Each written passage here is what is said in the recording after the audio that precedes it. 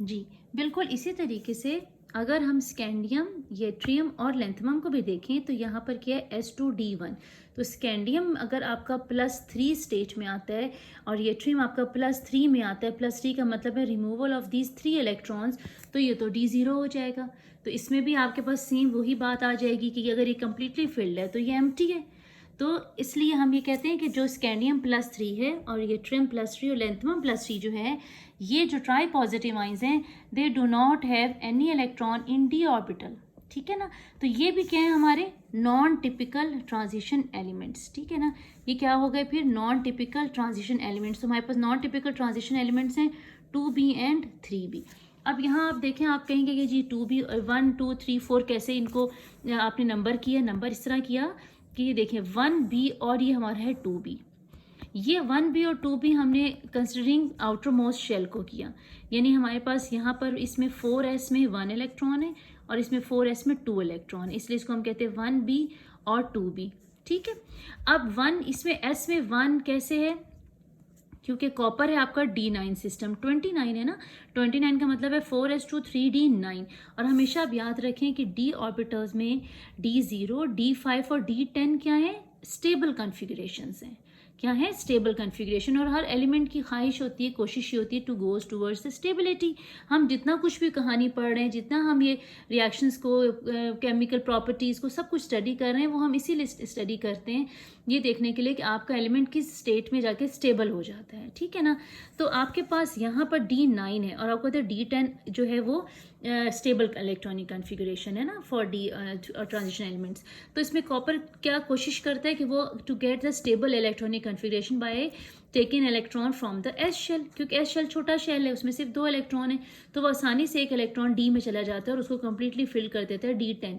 तो उसके पास एस में रह जाता है आउटर मोस्ट में 1 इलेक्ट्रॉन। ठीक है। तो ये 1 इलेक्ट्रॉन की वजह से हो गया 1b। अब यहाँ पर जिंक में तो ऑलरेडी D10 है ही, तो एस में कितने हैं 2, तो ये हो गया आपका 2b। अब आ जाए इस तरफ, तो यहाँ इसको 3 क्यों कहा, क्योंकि एस में 2 है, डी में 1, तो 2 + 1 3। इसमें क्या है, डी में 2, एस में 2, डी में 2, 2 + 2 4, ये 4b। इस तरह 23 में एस में 2, डी में 3, तो 2 + 3 5, तो ये 5b। इसी तरह क्रोमियम में 4s2 3d4 है, तो कितने हो गए 4 + 2 6, ये 6। इसी तरह मैग्नीज में क्या हो गया 25, तो ये आपका हो गया 7। अब आ जाए इसमें आयरन, कोबाल्ट और निकल। आयरन, कोबाल्ट और निकल को कलेक्टिवली बच्चों हम करते हैं इंक्लूड 8b में।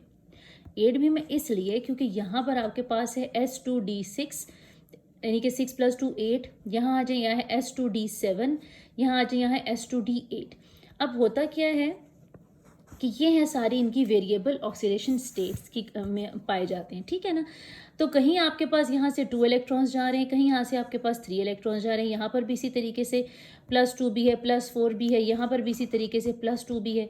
तो आपके पास जो बेसिकली जो आपके पास जो इलेक्ट्रॉन्स आते हैं वो 8 आते हैं, यानी 8 ही आते हैं, यानी कि आपके पास इलेक्ट्रॉन्स आउटर मोस्ट में यहाँ पर 8 आते हैं। तो इनको हम तीनों को एक उसमें कर लेते हैं, ये कि 8b है ये हमारे पास। यानी अगर आप यहाँ देखें तो ये D8 में आता है, ये तो समझ में आता है 26। ठीक है। अब यहाँ पर आप देखें तो यहाँ पर आपके पास है तो टोटल 9। तो 9 में आपके पास यहाँ पर ये पेयरिंग की वजह पेयरिंग हो जाती है, इसमें D8 बन जाता है। ठीक है। यहाँ से एक इलेक्ट्रॉन यहाँ चला जाएगा, ये पेयर अप हो जाएगा। ठीक है। तो आपके पास यहाँ पर भी कितना आ गया, D में 8 हो गया, S में 1 हो गया। ठीक है। यहाँ पर भी आपके पास क्या होता है कि ये आपके पास 8 है ना, तो ये इससे 2 ले लेता है और अपने आप को स्टेबल कर लेता है D10 में करके। ठीक है। तो ये आपके पास यहाँ पर भी जो इलेक्ट्रॉन्स हैं वो आपके बेसिकली यहाँ पर 8 ही इन्वॉल्व हैं। ठीक है। 2 आपके पास पेयर्ड है यहाँ पर 4s में। अच्छा, तो इसको हम पूरे को हम कर लेते हैं 8b में। ठीक है। और बाकी आपके पास 1b और 2b तो था ही।